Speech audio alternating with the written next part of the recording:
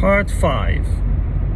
So in the last video we finished talking about, we're actually in the middle of talking about greed and landless and housing, why we need to let landlords decide what they want to do and how much they want to charge, and that is the way how every one of us will have housing.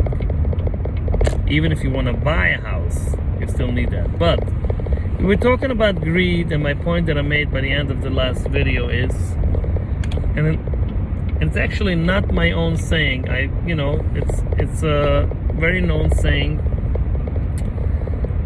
that the economies in the world, the whole world basically lives on greed, which is profit.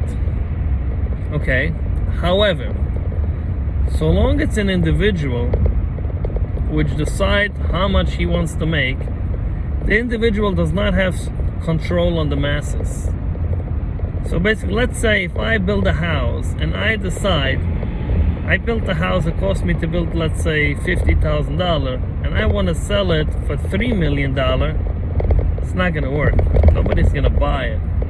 I can't go out and start doing everything to raise the prices up, because it's simply not going to work. Other people are going to say, no, listen, I want my money, I'm not just going to stop now, wait, that all the prices should go up, which is, by the way, illegal thing to do. So you cannot get together and decide you want to get your prices up if you're an individual. However, if you're a corporation, you can definitely do it, because the corporation do not follow the laws that we do, which we'll get to it in a moment. Okay, so basically, as greedy as one wants to be, there is always a limit. So let's say I invested in a house at $50,000, and I want to rent out the house now for $7,000 a month. Nobody's going to rent it for me. So what I will do is, what the average real estate investor would do is, they will first come up with the highest price possible. After seeing a couple of months, nobody picks it up, nobody rents it out, they will continuously drop the price until they reach the market price. What is the market price? The max that a person is willing to pay for a property. That is the market price, what the average person is willing to pay. And it will eventually adjust. So nobody can be greedy as much as they want, because there is always the market. Which again, the market is, people decide what they want to have and what they don't want to. How much you want to spend, how much you don't want to spend. Now we'll get to the point of the corporations. There's a big difference here. I can tell you, let's say for an example,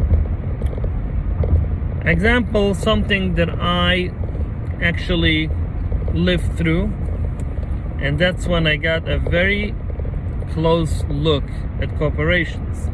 So basically, we have in the United States something that is called capitalism, okay? Which is also, people on the right believe in capitalism, free markets, government, stay out of it, let us decide what we want to do. People on the left believe regulations, the government should control everything and every little business. Why? At a certain point, I did not understand why people on the left would want the government to come in and to dictate minimum wage and this and that. However, after having a nice experience, enough time experience, approximately 2-3 years experience, or maybe even more, I have to check, I started to see the argument of the left, which is a very valid point. But then again, the right still also has a point. So let's start first. Let me tell you a little bit my experience with, let's say, Uber and Lyft. So I decided to drive Uber,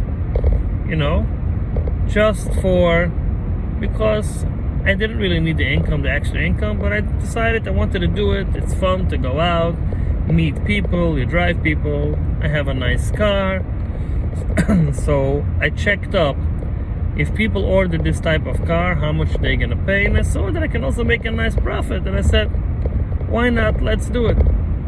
I signed up, I was accepted to Uber, I started making a few trips, and the first week that I started up, I was working in Long Island, New York. The first week that I started up, that was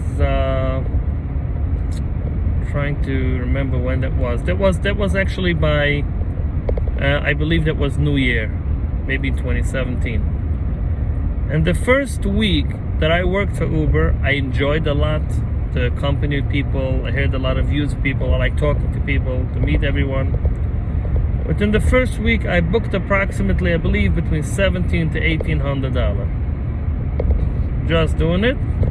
And I did not do it full time. I did it part time. It came to a point after the first week where I said, I think I'm going to quit my job. I was a music teacher with a school, a nice income.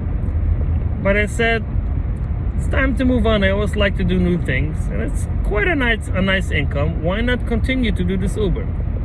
We'll continue in the next part.